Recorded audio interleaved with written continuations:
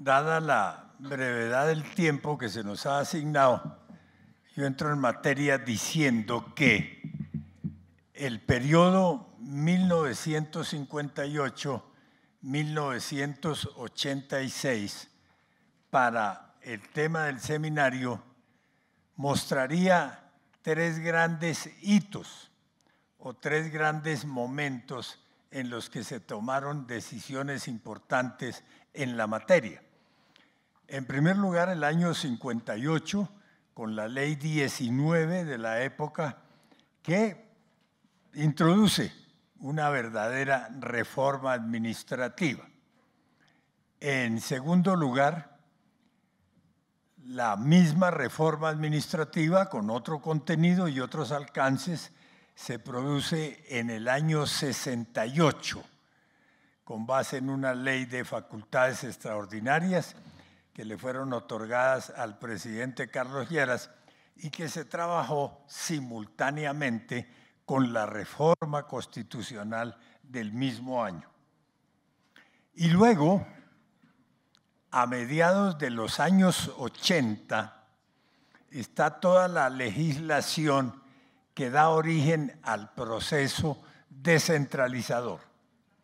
Yo quiero insistir en este último tramo, la descentralización, que tiene en ese momento un acto legislativo importante que se vuelve la pieza maestra de la descentralización, la elección popular de alcaldes, junto con otras medidas que fortalecen la célula municipal, y las leyes 14 del 83, 11 y 12 del 86. Bien, a mediados de los 80, entonces, durante el gobierno Betancourt, se inicia el proceso descentralizador que luego es completado, profundizado, como dicen los científicos sociales, en la Asamblea Constituyente del 91.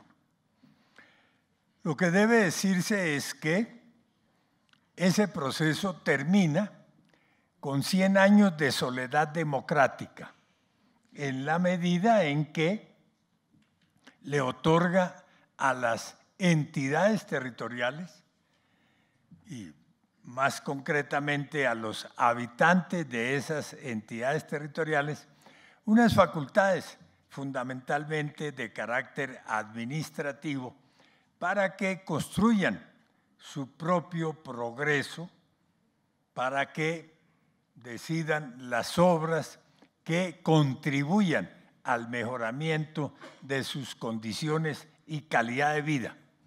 Se dice en ese entonces que se hace descentralización política porque se le permite a la ciudadanía elegir a sus autoridades locales más inmediatas, el alcalde y el gobernador. Descentralización administrativa, porque se transfieren competencias, atribuciones del gobierno central a las entidades territoriales, y descentralización fiscal, en la medida en que se fortalecen los ingresos propios, los recursos departamentales y locales, y se ordena una transferencia de recursos del poder central, que hoy se llaman participaciones, a departamentos, ciudades y municipios. El proceso responde a una necesidad sentida y también a que en el acuerdo de paz de ese momento, nosotros hemos tenido, Marco Palacios ha estudiado mucho el tema, varios procesos de paz. El que estamos viviendo en este momento no es el primero, ni será el último. El que vivimos con las FARC, ya hay uno en curso con el ELN y vaya uno a saber cuántos más habrá hacia el futuro. En ese proceso de paz de entonces, con las FARC, un proceso realista, viable, básicamente lo que se pactó fue la descentralización. Fue un proceso de paz que no concluyó con 312 páginas de acuerdo final, sino con 2 modestas páginas en que el gobierno se comprometía a promover ante el Congreso la elección popular de alcaldes y las transferencias de recursos del poder central a los poderes territoriales o subnacionales. Entonces el proceso responde a una necesidad y a una coyuntura política, el proceso de paz negociado con las FARC, que tuvo como punto central en la materia la descentralización. Debe decirse que en sus primeros momentos, en sus primeras etapas, el proceso de paz fue exitoso. No en el proceso descentralizador, el de paz también fue exitoso porque la Unión Patriótica se presentó a las elecciones parlamentarias del 86 sin que se le asignaran un número fijo de curules, independientemente del número de votos que obtuvieran, sin que se creara un partido que tuviera ventajas, gabelas distintas de las que tenían los demás partidos. La Unión Patriótica interviene en las parlamentarias del 86 en igualdad de condiciones con los demás actores de la vida política, y en ese momento eligieron 16 o 17 congresistas, sumados senadores y representantes. Y la OP era un movimiento en alguna medida pluralista porque hizo coaliciones con algunos sectores liberales de varios departamentos del país. Y el proceso descentralizador cumple en su etapa inicial no todos los propósitos que se habían fijado, pero suficientes como para decir, ese es el camino, hay que mejorar el proceso, porque mejoró sustancialmente la prestación de servicios públicos de carácter local, en la medida en que amplió la cobertura, la calidad de esos servicios, financió la construcción de una infraestructura mínima y mostró que podía haber inversión pública financiada con recursos del Estado en todo el territorio nacional, no producto de una mermelada, sino producto de unas reglas comunes para los municipios y los departamentos. Hay unos estudios del Banco Mundial de Planeación Nacional hechos a fines de los años, los años finales del siglo pasado, en que muestran que la descentralización es una reforma política con unas repercusiones económicas y sociales muy importantes. Pero la descentralización empieza a deteriorarse, a desnaturalizarse, a pervertirse, a convertirse en sinónimo de politiquería, de corrupción, de malos manejos. Y municipios y departamentos caen en manos de unas roscas, de unas camarillas, que muchas veces se comportan como mafias políticas. Esa es la situación que vive hoy, en términos generales, la descentralización en Colombia. Como producto de un proceso de deterioro que se fue cumpliendo en el tiempo y que llevó a la clase política nacional a apoderarse de municipios y departamentos. Cuando se dio cuenta la clase política nacional que allá había poder, que había recursos, que había contratos por celebrar, que había funciones públicas importantes por ejercer, entonces decidió trasladar allá su know-how electoral, sus malas prácticas y apoderarse de municipios y departamentos.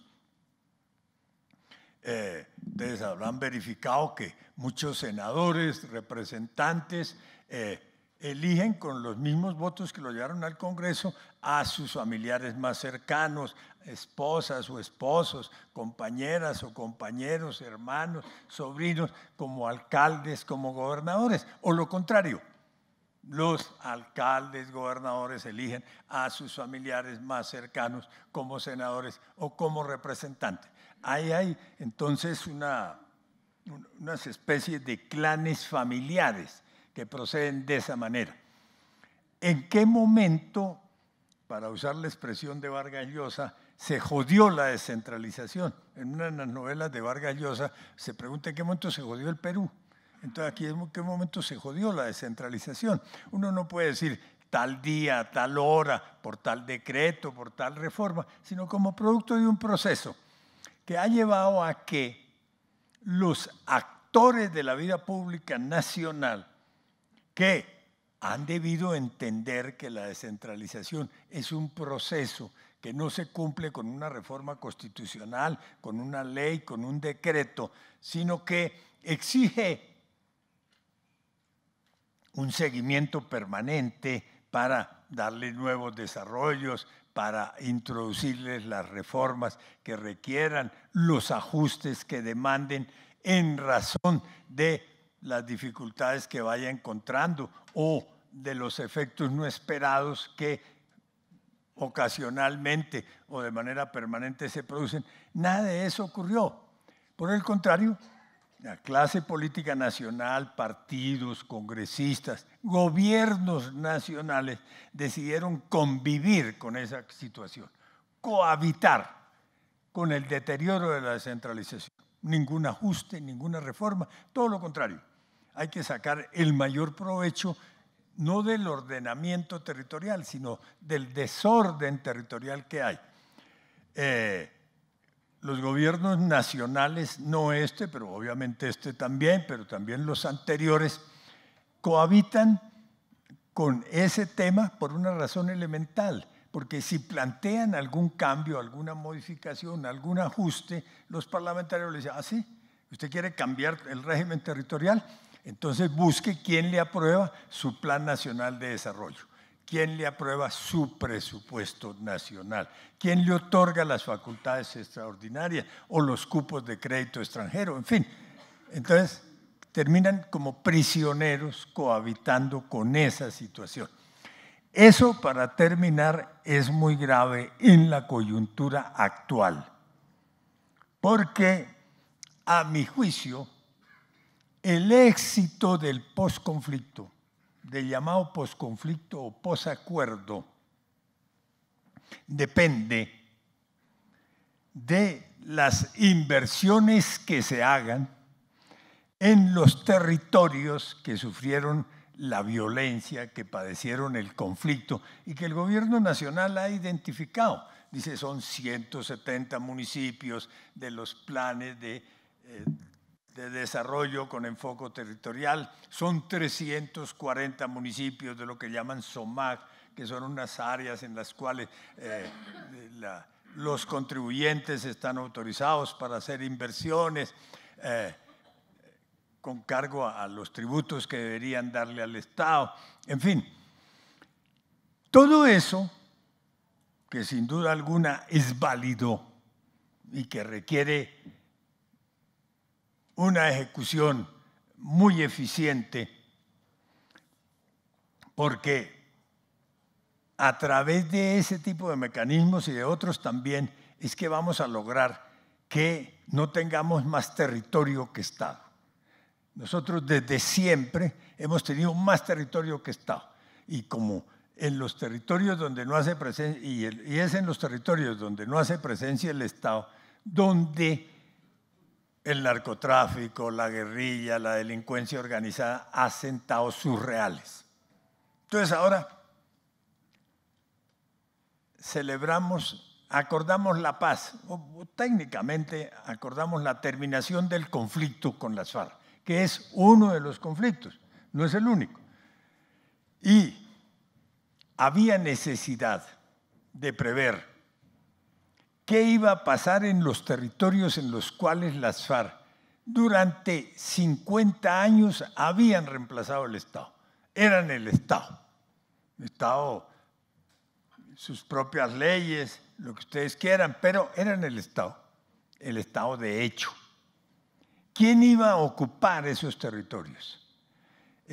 No está previsto que se haya constituido una fuerza especial dentro de la fuerza pública.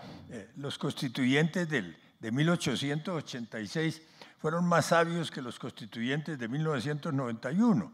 Los del 86 previeron una norma que decía que aparte de la fuerza pública regular del Estado, habría una milicia nacional que creara la ley. En el 91 se suprimió esa facultad, porque el tema, dijeron, no, es que esto son las convivir, es que esto puede conducir a otras formas de paramilitarismo, y se eliminó. Pero para dejar esos territorios en manos de las disidencias, de las BACRIM, del ELN, del cartel de Sinaloa.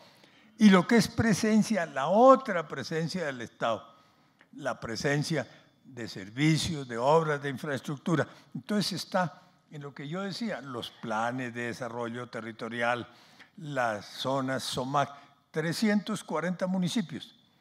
Allá va a haber unas grandes inversiones, pero quien decide esas inversiones y quien las ejecuta son los alcaldes y los gobernadores actuales, que son en su gran mayoría, para no decir en su totalidad, funcionarios corruptos, clientelizados, los que están y los que vengan. Porque pusimos en marcha la descentralización, pero no le hicimos los ajustes que requería. Hicimos descentralización fiscal y administrativa, pero no hicimos la reforma política territorial, que es la que nos va a permitir un día recuperar la descentralización. Pero las instancias políticas no se dan por enteradas, instancias políticas nacionales no se dan por enteradas de ella, y las FARC tampoco se dieron cuenta del tema o no les convenía plantearlo en las conversaciones de La Habana, y por eso es un tema ausente de las famosas 312 páginas. Muchas gracias. Voy a hacer muy pocas citas, pero anexo la literatura utilizada. El asunto del empleo público, incluida la carrera administrativa, no es, a mi juicio, parte de esos aspectos reverenciales, místicos de la Constitución. No, es algo muy prosaico. Lo que se quiere es que la gente reciba del Estado una serie de servicios de manera oportuna, con calidad y al menor costo para el contribuyente. Es, en términos jurídicos, si se quiere, la celeridad y la economía junto con la eficacia, que el aparato estatal sea eficiente. Perdón, pero esto no me está funcionando. Ah, bueno, ok. Es simplemente como guío. Es importante decir lo que ha pasado en Colombia, en particular en los dos periodos de 1958 a 1986. Y también es importante decir que dentro del Estado hay empresas oficiales. Quienes trabajan allí tienen unas reglas que son distintas a las de la administración pública, es decir, a la de los funcionarios públicos, para no entrar en preciosismos semánticos. ¿Por qué? Porque de acuerdo al marco jurídico, las empresas oficiales se guían por el lucro y están permanentemente amenazadas por la competencia y por la regulación. Porque esas empresas, producen bienes o prestan servicios que en la jerga de los economistas tienen bajas externalidades, se prestan entonces porque los beneficios son individualizables y por eso, repito, se rigen por las reglas del mercado. En la administración pública eso no pasa. ¿Por qué? Porque el tipo de servicios que prestan los funcionarios públicos o los servidores públicos, cualquier término de los que se quiera coger uno para describir, prestan unos servicios en donde las externalidades son muy altas, la carencia, por lo tanto, trae externalidades negativas muy altas, no se rigen obviamente por el lucro, no persiguen lucro, no se rigen por las reglas del mercado y son financiadas ante todo con recursos públicos. Por eso hay que prestar esos servicios con eficacia al menor costo posible.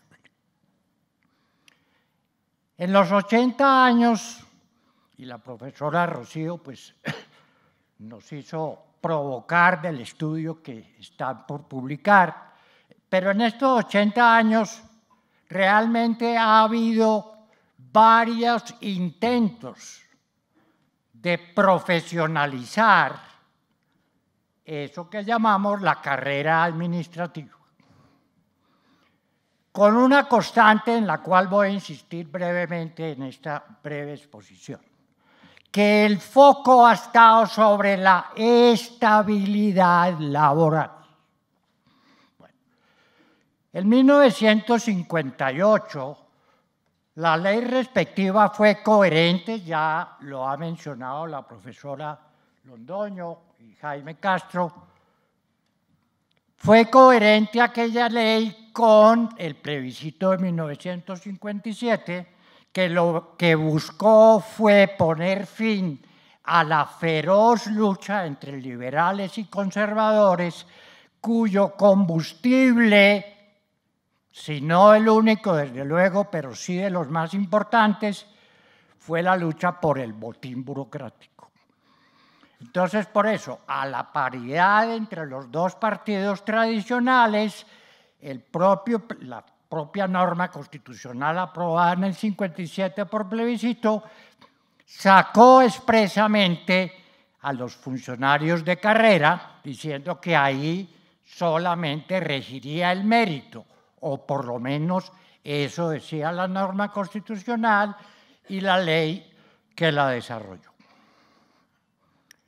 Luego vino una reforma constitucional y administrativa, como lo ha mencionado Jaime Castro, en 1968, que tenía como premisas dos teorías que estaban en ese entonces de moda. Primero, el Estado debe intervenir con mucho vigor en un sinnúmero de actividades. Esa era una primera regla. Y la segunda regla era: se necesita una carrera administrativa muy basada en mérito. El resultado fue crear una entidad para cada problema. Cada entidad con una frondosa burocracia. A mi juicio, los incentivos fueron perversos, porque para las entidades lo importante era no arreglar los problemas para poder sobrevivir. Y para el jefe del partido mayoritario de gobierno fue muy atractivo para poderle dar gusto a su clientela política. Debo decir, eso sí, que durante ese periodo, 66 a 1970, al mismo tiempo, las personas, los ministros, quienes trabajaban en los ministerios económicos y en planeación nacional, fueron ocupados por personas de muy buena formación profesional. Es decir, a la burocracia usual se agregó una tecnocracia de gente muy competente, práctica que por lo demás, con algunas excepciones, se ha mantenido hasta hoy, lo cual es una ventaja, aunque hay que decir que desafortunadamente eso no se ha replicado en otros sectores. Entonces tenemos una gran asimetría entre algunos ministerios y Planeación Nacional de un lado y el resto. Pero digamos, dejo ese punto allí. Ahora bien, la estabilidad laboral, repito, se volvió el foco y en los últimos años, eso será tema de los panelistas de la tarde, eso se ha reforzado. Entonces, la estabilidad es el foco.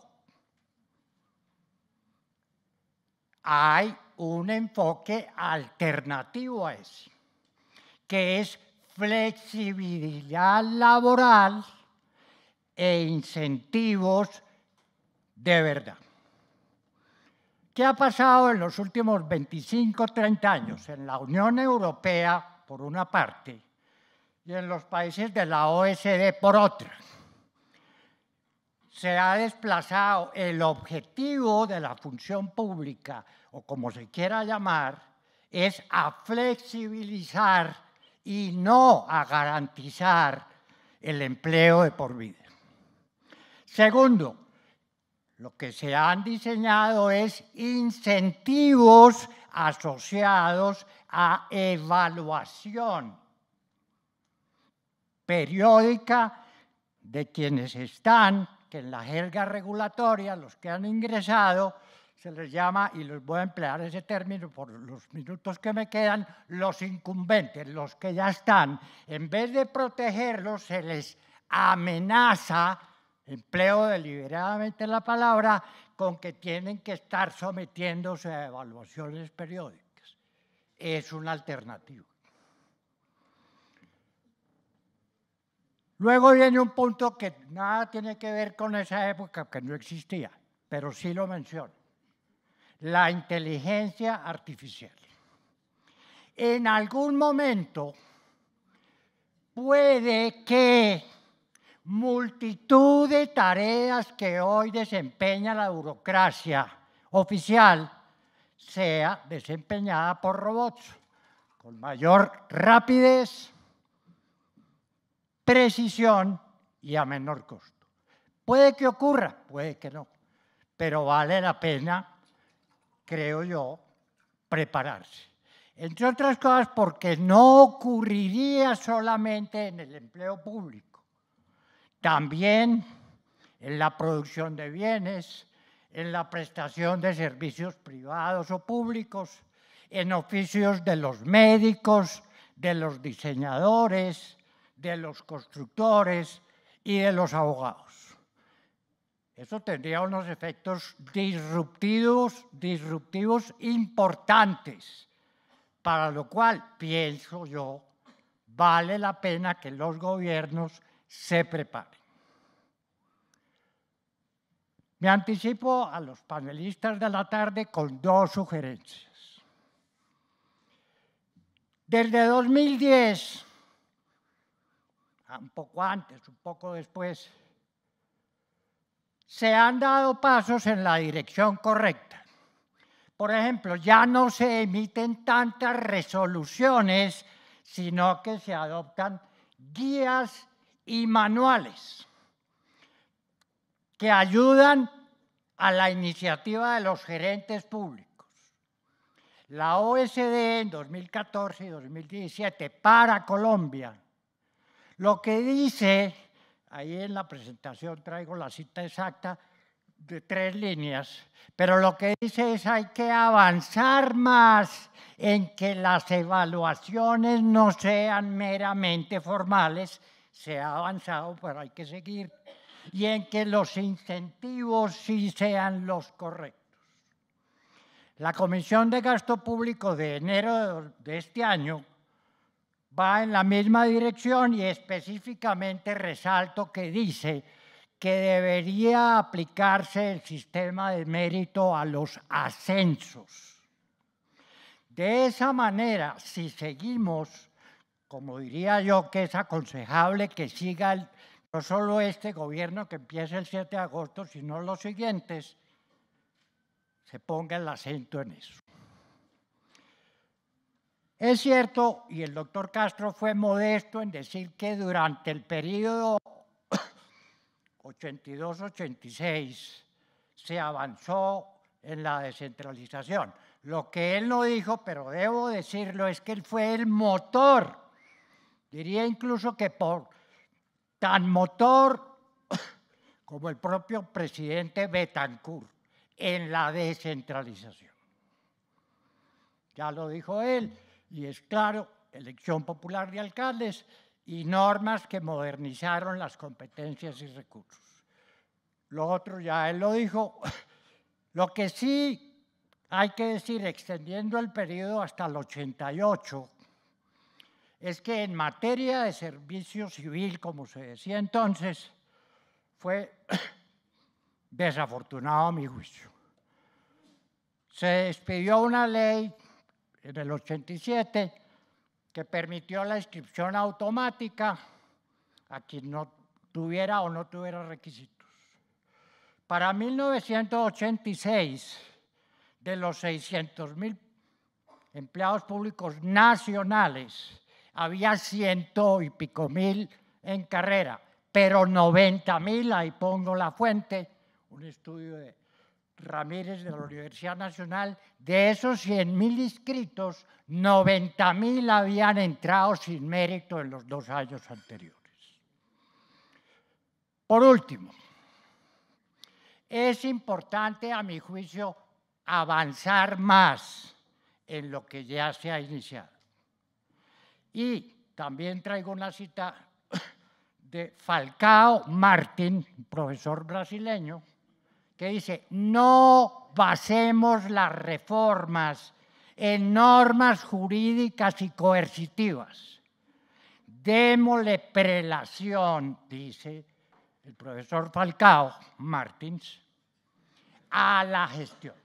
Muchas gracias. Muchísimas gracias a la doctora Liliana Caballero. Vengo con mucho gusto, acepté su invitación porque yo creo que contra las probabilidades estadísticas tenemos una colombiana que realmente encontró tempranamente en su vida el servicio público como una vocación y ha tenido la oportunidad de ser un ejemplo. Y por eso me da mucho gusto y alegría estar aquí acompañándola a ella y en general a toda la oficina. Y bueno, voy a decir 2 cosas iniciales en relación con el tema. La primera es que nosotros importamos mucho las instituciones, los modelos, son franceses, son británicos, son europeos, son anglosajones, son distintos tipos de modelos, en general en las normas y en el corpus normativo colombiano, pero generalmente olvidamos que el Estado colombiano está habitado, si uno se imagina que es una maquinaria enorme en todas las ramas del poder y en todos los niveles territoriales, está habitado por colombianos, no por belgas, ni por franceses, ni por ingleses. Entonces uno tiene que tener en cuenta que lo que se llama administración y manejo del Estado en todos sentidos lo hacen colombianos, con una cultura, con una historia, con unas tradiciones, con unas etnias, con unas clases, con unos géneros, todo lo que ustedes quieran, pero son colombianos. Y eso es muy importante porque no hay una separación o no se podría establecer una separación entre la sociedad, la cultura, etcétera, y el manejo administrativo. En segundo lugar, me parece importante que muchas de las cosas que funcionan muchísimo en el Estado colombiano están un poquito en una zona gris que se acaba de mencionar, con mucha elocuencia y claridad por el doctor Betancourt, que son las empresas públicas. Simplemente piensen en las empresas de servicios públicos de las ciudades colombianas y de los pueblitos colombianos en la medida en que haya una empresa de servicios públicos. Son enormes, son eficientes, pero se rigen por unas reglas que no son exactamente las de los funcionarios públicos, ni por normas generales, ni por propósitos, etcétera, porque últimamente pues ya vienen las cosas un poco a veces exageradas de que la ganancia o casi que los balances contables que debe presentar, entre comillas, el gerente, son los indicadores de que la empresa va bien o mal, etcétera, etcétera, pese a que todo eso también está rodeada de un entorno político muy espeso y muy complejo. Y tenemos que ver eso, porque el peso de eso, desde la época, si ustedes quieren, de nacionalización o departamentalización primero de ferrocarriles nacionales, Ecopetrol, una gran cantidad de empresas de ese estilo, las Salinas, que yo no sé por qué están en el Banco de la República, bueno, esas son empresas en las cuales el Estado tiene mucho que ver en ese modelo rarísimo, nunca bien definido, que se llama economía mixta. En segundo lugar, pensando ya en concreto en las reformas propiamente constitucionales y administrativas que nos convocaron aquí a nosotros, yo pienso que hay una buena diferencia que hay que marcar desde el comienzo entre la reforma del 68, que a mi juicio fue una reforma en los propósitos de Carlos Lleras Restrepo de muchísimo calado, muy ambiciosa, y digamos, si uno piensa, bueno, los objetivos de él eran 10, probablemente cumplió 6. ¿Por qué? Porque tuvo que transar. ¿Por qué? Porque el entorno político, pese a que estamos pensando que es el Frente Nacional, etcétera, etcétera, era muy complejo de navegar, particularmente en ese tramo después de 1966 a 1970, que marca un quiebre en este país, que es la emergencia de ANAPO, que se da, como escribí hace muchísimos años, por esa época, una migración masiva de electores de los partidos tradicionalmente históricos hacia una cosa nueva que se llamaba la ANAPO. Ese contexto hay que entenderlo, pero es fácil hasta cierto punto estudiar la reforma. Para ustedes, los estudiantes, yo supongo que saben los textos de Vidal Perdomo, del doctor Jaime Castro, los textos maravillosos de Carlos Restrepo Piedrahíta, muy citado, el poquísimo citado, pero que es fundamental, de Luis Villar Borda, en la ponencia y en las discusiones en la Cámara de Representantes, cuando ya el proyecto estaba pasando. Y claro, para los estudiantes y los que saben derecho, pues obviamente ellos verán con muchísimo cuidado las sentencias del Consejo de Estado y de otros tribunales, que ahí es donde está el meollo de qué pasó con esa reforma. Pero ese no es mi tema, no es mi campo de especialización, no conozco nada de eso. Pero se puede estudiar todo eso en conjunto, digamos, fue como un acto, fue algo que es fácil de estudiar. Lo que viene después del año 86, a mi juicio, es otro contexto político. Ya se está acabando algo de lo que se pactó, de lo que el ospinismo le exigió al liberalismo, a Carlos Lleras, que era prorrogar el Frente Nacional, de hecho, dándole al otro partido la representación adecuada y equitativa, creo que esas eran las palabras mágicas. Todavía, digamos, bajo Belisario Betancur estábamos en eso. Acuérdense que es con Virgilio Barco que finalmente hay gobierno-oposición en el viejo estilo de partidos políticos. Aquí todavía estamos en eso. En la primera, en la de Carlos Lleras, de verdad que la violencia no juega para nada en eso. Juega probablemente la encíclica papal, el anapismo que se está montando en la encíclica papal y en todo el desafecto de los curas párrocos de este país, que a sus feligresías les muestran lo nefasto que es Carlos Lleras Restrepo. Están todos los caciques políticos, porque esa reforma, en la jerga de la Universidad Nacional, de los sociólogos que aportaron muchísimo, cuando uno mira los aportes de estudios sociológicos allá de la reforma del 68, era lo que se llamaba modernización o clientelismo. Yo creo realmente que es un tema clásico y que es el tema de lo que llamó realmente Tocqueville en su clasiquísimo libro del Antiguo Régimen y la Revolución, eso que él llamó la apariencia del poder sobre el poder mismo. La apariencia del poder es el constitucionalismo, la cosa por arriba, los altos tribunales, toda esta cosa que hemos estado viendo hoy. El poder mismo, según Tocqueville, es la administración local, la administración día con día, inclusive la de por arriba, pero ¿quién administra día con día? Entonces ese fenómeno, digamos, no se nos debe olvidar porque, repito, son colombianos los que están también administrando en ese día con día. Y son muy distintos los colombianos de los pueblitos, de los colombianos que ya llegan a Bogotá, y en Bogotá, de todo el país, porque Bogotá sí es un centro político, pero no es un centro político de bogotanos, que eso es un mito. No, es un centro político de toda la gente que en distintas proporciones regionales, etcétera, llegan a manejar el Estado desde Bogotá. Entonces, evidentemente, ese era el tema.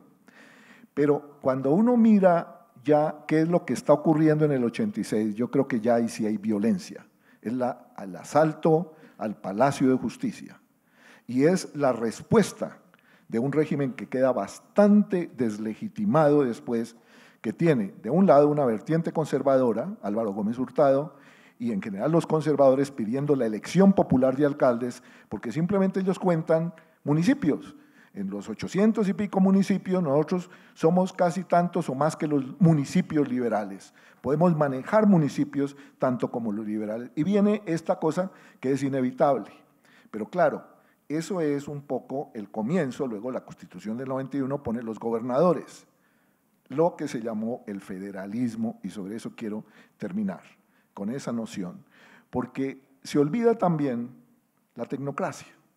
Y entonces me voy a referir a lo que se llamó el federalismo fiscal y el federalismo administrativo, porque esas palabras comenzaron a usarse más o menos a comienzos de los años 80 hasta el presente, nos han citado el Banco Mundial, etcétera. Pero ahí hay unas figuras que ya no son las que dije, por ejemplo, de abogados.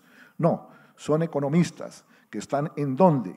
El centro es el Centro de Estudios para el Desarrollo Económico de la Universidad de los Andes, que desde comienzos, pensemos en la figura más paradigmática del federalismo, tanto en Colombia como en el mundo a través del Banco Mundial, que es Eduardo Biesner. Es que él fue director del CEDE en el momento en que el CEDE dice el DANE no sirve y el Estado colombiano no sirve para producir estadísticas fundamentales de empleo y desempleo en Colombia. Por eso nosotros las vamos a montar. Ahí comienza en el CEDE a formarse una cosa, y cuando uno mira ya la descentralización, la forma como ellos comienzan a ver, estos economistas muy alarmados, el centralismo del Estado colombiano, entonces uno tiene paradigmas muy importantes de unas fabricaciones muy distintas a las que solemos nosotros imaginarnos, que son la CBC, la Corporación del Valle del Cauca, y la CAR, aquí en toda esta zona central. Ahí ellos, cuando uno mira quiénes fueron los gerentes, quiénes dirigieron la CAR, la CBC, qué tuvo que ver Eduardo Biesner y el CEDE de la Universidad de los Andes con ese pensamiento de que son las élites regionales las que tienen que mandar porque el Estado es sospechosísimo, porque el Estado está habitado ya no por colombianos, por gente corrupta, por políticos clientelistas, por gente de lo peor del país, no lo mejor del país. ¿Quiénes son los mejores del país? Los empresarios privados que en una buena colaboración con un Estado limpio, con un buen Estado, entonces sí pueden sacar adelante este país. Entonces, cuidado con el Estado central, cuidado con todas esas cosas y tratemos de descentralizar el país. Ahí hay un germen de pensamiento sumamente interesante, curiosamente en contraposición, fíjense, porque no quiero decir, es que es yanqui, no. El profesor Kerry, en el estudio que dijeron aquí de los años 50, que es un estudio clásico poco estudiado, fundamental para entender la administración pública en el año 50, 51, es decir, cómo era y cómo debería modificarse, es bastante centralista. Es aterradoramente para muchos aquí, como supongo que hay universitarios, debe ser aterradoramente centralista porque él supone que la Universidad Nacional es la universidad del país, es la universidad de Colombia, no toda esta cantidad de universidades privadas o departamentales o regionales. No, cuando él está buscando cómo se forma realmente un grupo para manejar el país y que tenga una visión del país, ahí está en el informe y en las recomendaciones del informe. ¿Cuánto ha cambiado desde entonces el pensamiento de los colombianos en relación con el Estado? Y eso es sumamente importante. ¿Cuánto hemos, en todos estos análisis, descuidado esa tecnocracia económica que realmente maneja y es muy dominante hoy en día en términos del manejo del Estado? Voy a anticipar algo de lo de esta tarde, pero por ejemplo las empresas públicas de Medellín, realmente es escandaloso lo siguiente.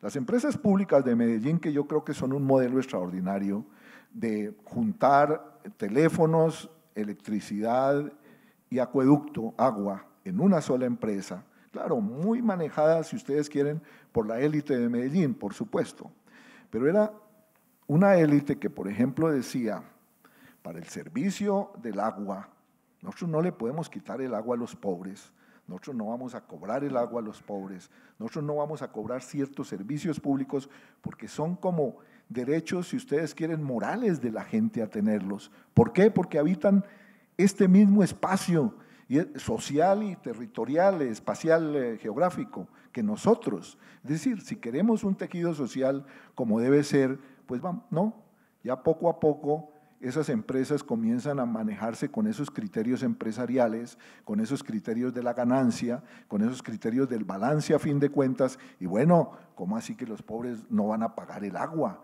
¿De dónde un pobre? No, pues si no pagan, pues nosotros vamos a comenzar a ingeniar una serie de sistemas para controlar precisamente su consumo.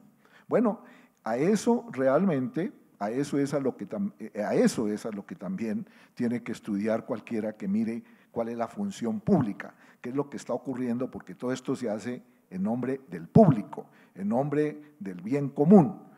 Bueno, ha cambiado mucho este país, a mi juicio se ha conservatizado extraordinariamente, los colombianos nos hemos conservatizado muchísimo y ya vemos como normal que realmente nos pinten un buen balance y digan, qué eficiente, qué bueno.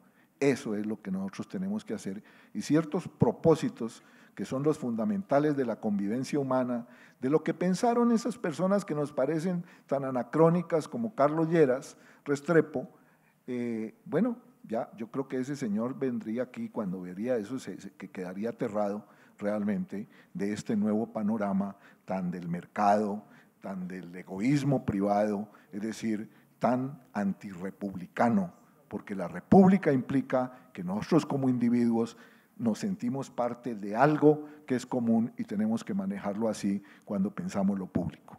Muchas gracias. Primero que todo quiero agradecer a la doctora Liliana Caballero la invitación y felicitar a la entidad que ella dirige por organizar en las postrimerías del gobierno un foro que tiene trascendencia nacional independientemente de quienes vayan a gobernar al país. Lo segundo que creo que es conveniente resaltar es la calidad de los expositores anteriores, quienes trataron diversos temas, pero todos relacionados con la función pública. Particularmente me parece que hay que retomar algo de la etapa anterior al receso, donde se recordó aquí que la carrera administrativa es una vieja aspiración nacional. Se mencionó la ley 165 del año 38 para recordar cómo en esa época en el Congreso de la República se tuvo como criterio establecer carrera administrativa sin que todavía hubiéramos pasado la etapa de la violencia política de los 40 y los 50, porque había la concepción de que el servicio público es servicio al público, a los ciudadanos, que quienes se vinculan a los cargos públicos no van a servirse del cargo, sino a servir desde el cargo a sus conciudadanos. Por la misma razón, se estableció en la reforma constitucional del 45 que hubiera carrera judicial, pero ni la una ni la otra funcionaron. Vinieron los años aciagos de la violencia y entonces el Estado se volvió botín de guerra de los partidos políticos y los cargos eran sencillamente los premios a los mejores activistas políticos de los partidos.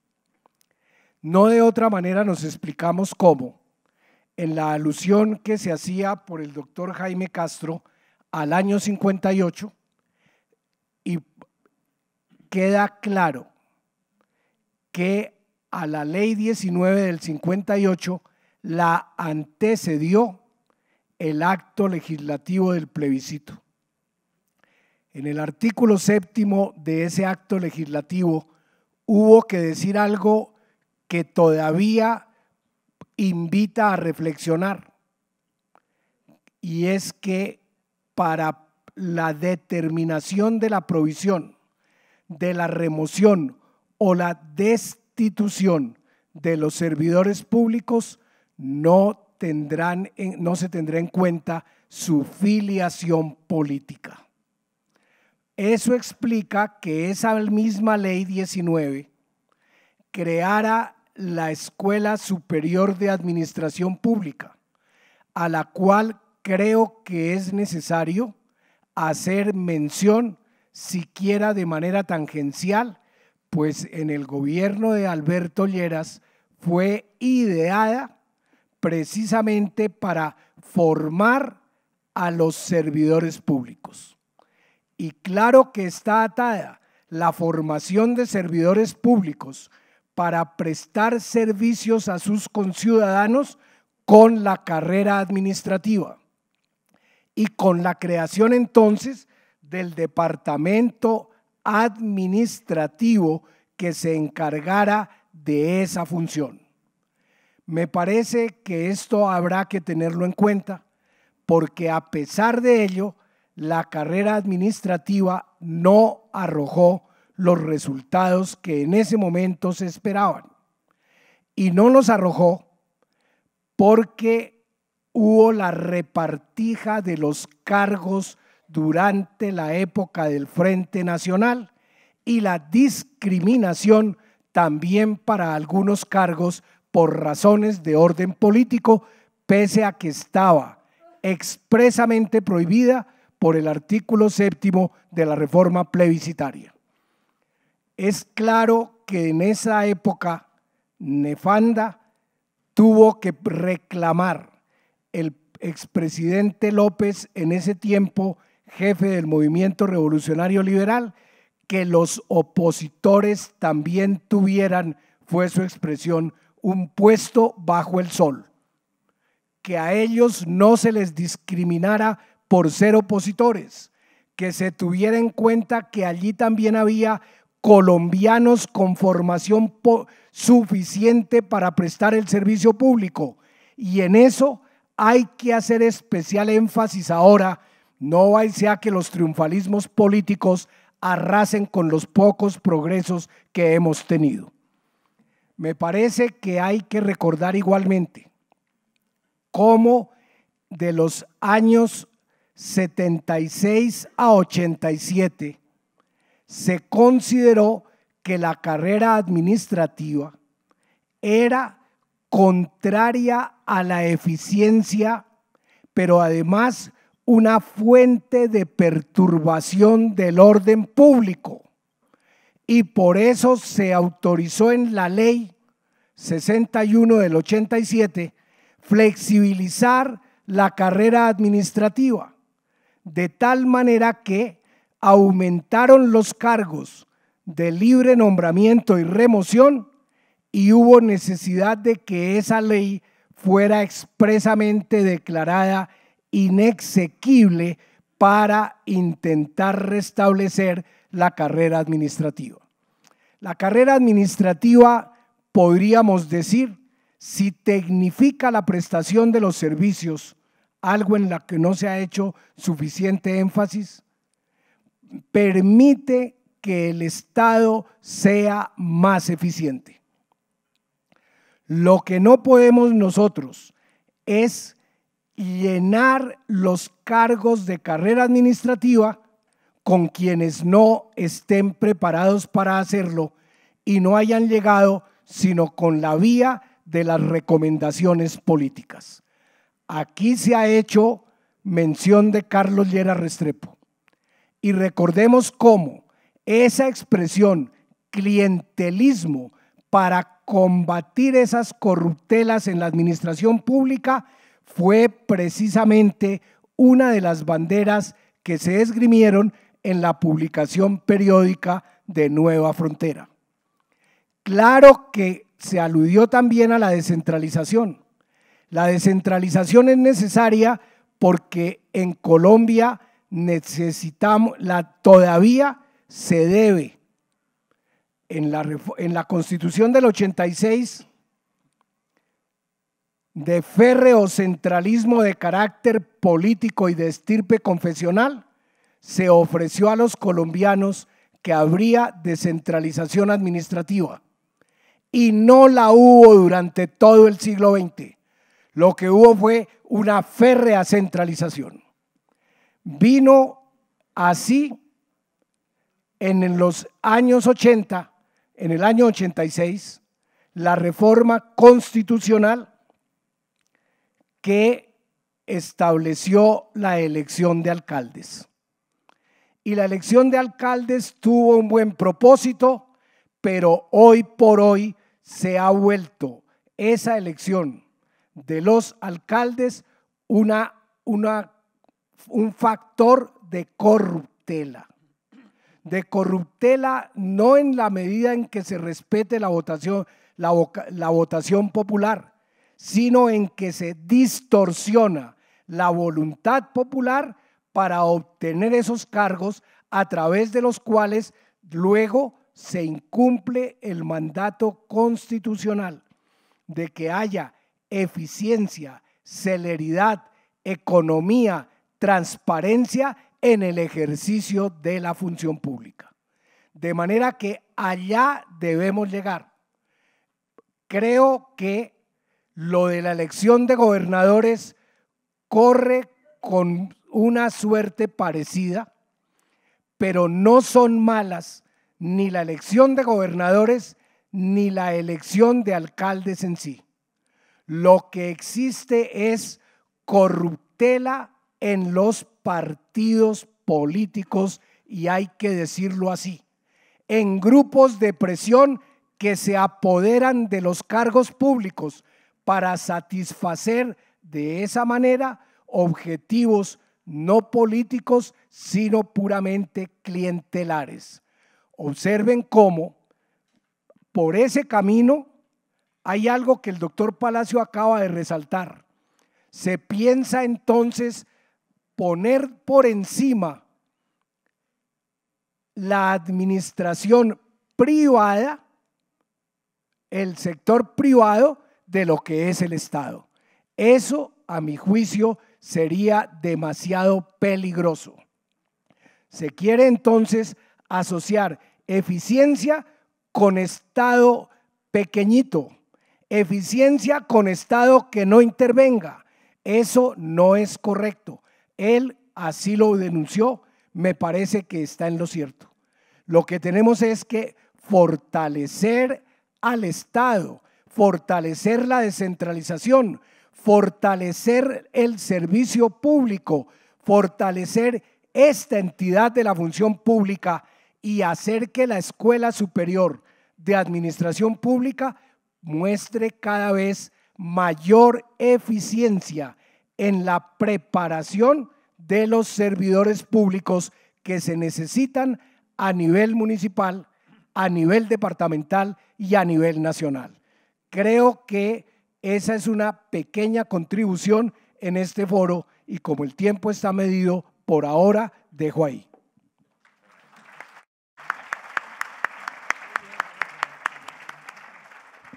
Muchas gracias al doctor Beltrán. No estoy en ánimo de polemizar con ninguno de los ilustres expositores, entre otras cosas, porque primero que todo un temor reverencial ante su autoridad, pero además porque definitivamente comparto plenamente todas las ideas por ellos expuestas. Y pues del doctor Jaime Castro, indudablemente rescato que quizá el hito reformador general del Estado más significativo ha sido el propósito de hacer en Colombia la descentralización territorial. Desde el punto de vista estructural, creo que aplicando una perspectiva de largo plazo, tal vez no hubo un momento tan ambicioso para reformar completamente la organización del Estado como cuando se decidió dar un paso muy fuerte en el sentido de la descentralización territorial, que indudablemente le cambió en su esencia la organización al Estado colombiano.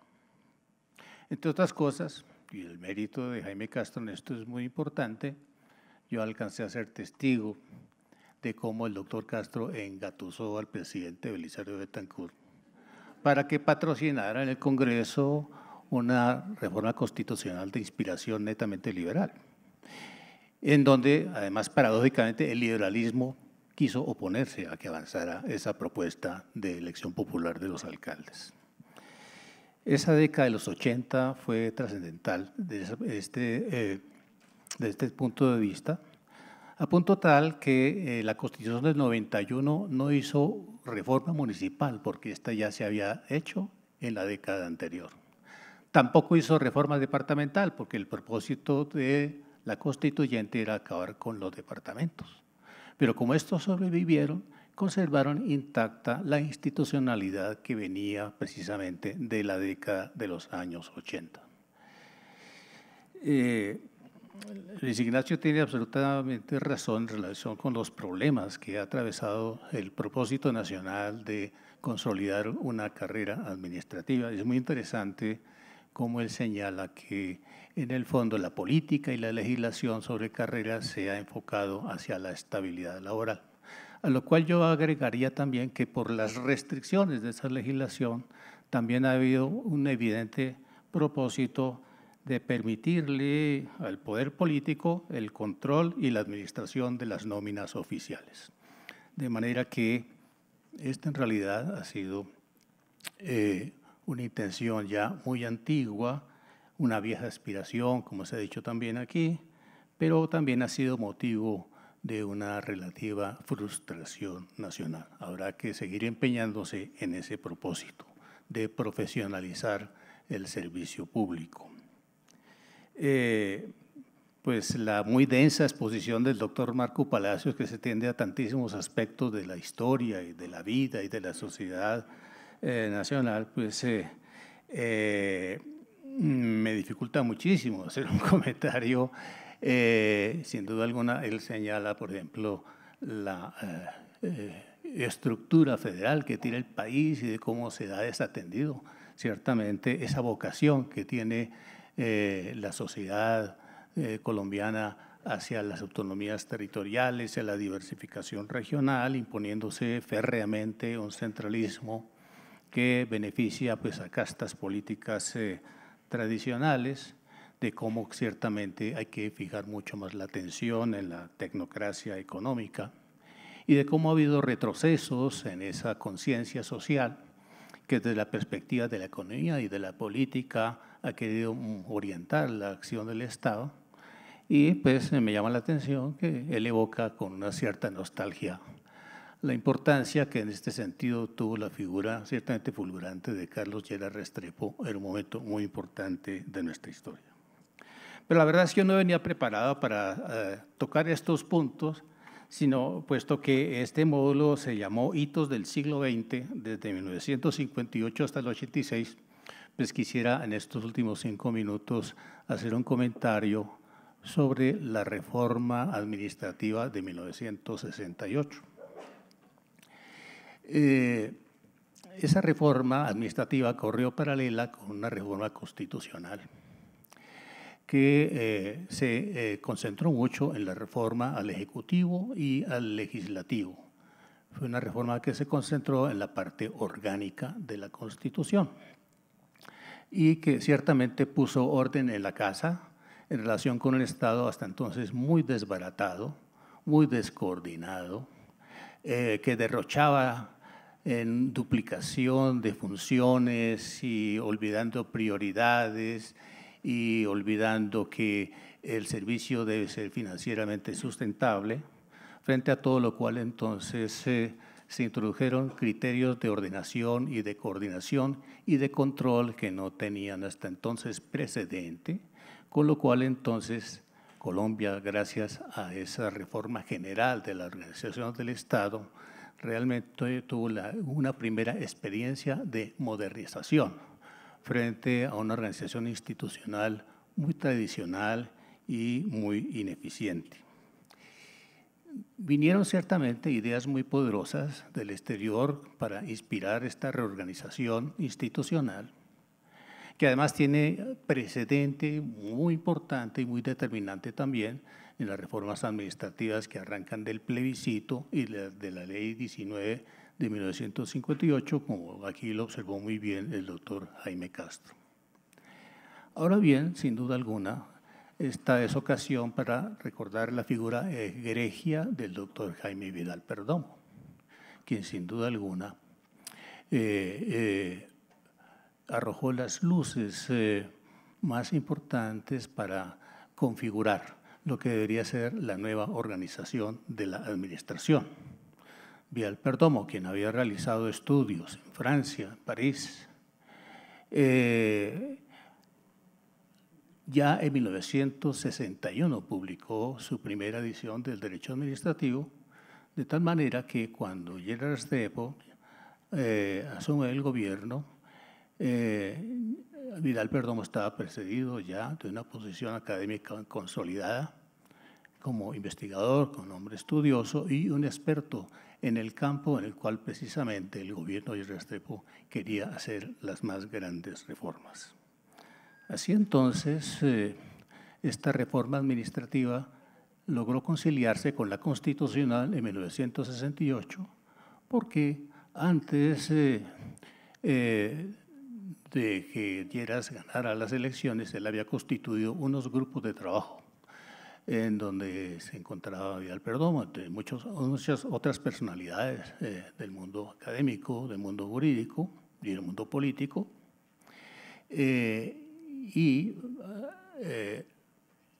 Se presenta entonces una coincidencia, un apoyo recíproco muy interesante entre la reforma constitucional y la reforma administrativa.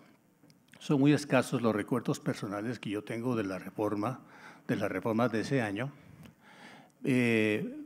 pero en todo caso, cuando se me habla de la reforma de 1968, lo primero que pienso es en recordar a mis profesores de esa época, porque en 1968 yo había ingresado a cursar el primer año de Derecho en el externado. Y ciertamente ese fue el tema de las clases principales que recibí en ese año y en los años subsiguientes. Así entonces, cómo no recordar a propósito de las reformas del 68 a Gregorio Becerra, mi profesor de Derecho Constitucional en primer año y que era senador de la República en aquel entonces. Por supuesto, a Carlos Restrepo Piedrahita, profesor de Derecho Constitucional en el segundo año, y en el posgrado a Jacobo Pérez Escobar, que fue mi profesor de Derecho Constitucional en el segundo y que participó muy activamente también en la concepción y en la determinación de contenidos de la Constitucional y de la reforma administrativa. Por supuesto, a Jaime Vidal Perdomo y a Luis Vidal Borda, quien aquí fue también justamente recordado. Estas reformas en realidad abrieron paso a la configuración por primera vez en Colombia de un verdadero derecho público y ciertamente consolida la aparición ya formal y perfectamente definida de un derecho administrativo. Y no es cosa del pasado la reforma del 68. Hasta hoy en día llega su influencia claramente perceptible en la Constitución del 91, que recibió muchas de las enseñanzas de esa reforma del 68, y por supuesto en la legislación que regula la organización y el funcionamiento de la administración colombiana. Muchas gracias.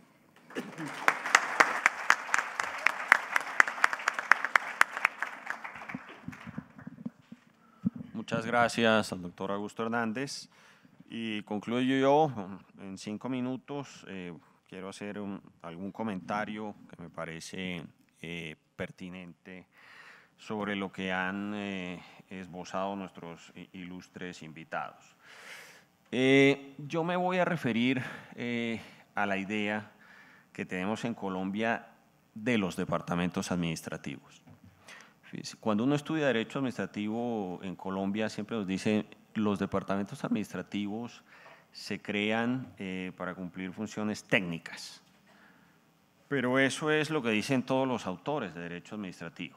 Tanto el doctor Vidal Perdomo como el doctor Libardo Rodríguez o el doctor Diego Yunes, pues no hacen un mayor énfasis en la idea de los departamentos administrativos. Y yo creo que es un punto muy importante, porque la idea del departamento administrativo en Colombia se le debe a Alberto Lleras. Alberto Lleras trae la idea como ministro de Gobierno en el segundo gobierno de López Pumarejo y después la plasma en la reforma de 1945. Y es fundamental Alberto Lleras porque él nos dice que los departamentos administrativos existen en Inglaterra y en Estados Unidos y que cumplen unas funciones digamos, técnicas y unas funciones de control. Y cuando uno se va a buscar dentro de los organigramas, tanto de la Gran Bretaña como de Estados Unidos, dónde están los departamentos administrativos, pues no los encuentra muy bien, no están como muy bien definidos. Yo me puse a indagar y en los debates de la reforma de 1945 y lo que se presenta después, el profesor Guillermo Hernández Rodríguez de la Universidad Nacional nos aclara como las dudas y nos dice, mire, los departamentos administrativos en los países anglosajones se llaman las agencias. Son unos entes que no pertenecen a ninguna de las 3 ramas del poder público, que cumplen unas funciones de control sobre la prestación de servicio público que cae en los países anglosajones en los entes privados. Y si uno ve lo que hicimos en Colombia con los departamentos administrativos, pues termina concluyendo lo mismo que el doctor Marco Palacios. Nosotros copiamos y copiamos instituciones y probablemente no entendemos qué copiamos y las copiamos a una realidad que no tiene nada que ver con la realidad que les da origen. ¿Y por qué les hago este énfasis? Yo, como profesor de Derecho Administrativo a día de hoy, veo los departamentos administrativos más como unos ministerios que como unos entes realmente independientes del Poder Ejecutivo. Y yo creo que ahí es donde está uno de los principales problemas, y además frente al tema de la carrera administrativa, que solo desde hace unos 13, 14 años tenemos algo que parezca realmente independiente al Poder Ejecutivo, pero que fíjense ustedes, durante todo el siglo XX y los comienzos de la Constitución del 91 no tuvimos un ente que desarrollara esas funciones, como decía bien Alberto Lleras, sí pasa en los Estados Unidos o pasa en la Gran Bretaña. Y esto es muy interesante, porque fíjense ustedes, el profesor Uricoechea en la Universidad Nacional nos decía, en Colombia la burocracia arranca en el liberalismo radical. Cuando la gente deja de considerar que es un honor para trabajar para el Estado y entiende que se puede vivir de un sueldo con el Estado. Pero del liberalismo radical, solo hasta el año 2004 más o menos es que podemos ver que hay un real interés del Estado, ¿sí?, en imponer una carrera administrativa mucho más objetiva. Y es un interés que no es que le nazca a los gobiernos, sino que se lo impone la Corte Constitucional. Entonces yo creo que eso nos explica un poco el estado de nuestra carrera administrativa y nos genera demasiados interrogantes hacia el futuro. Con esto termino. Muchísimas gracias a todos.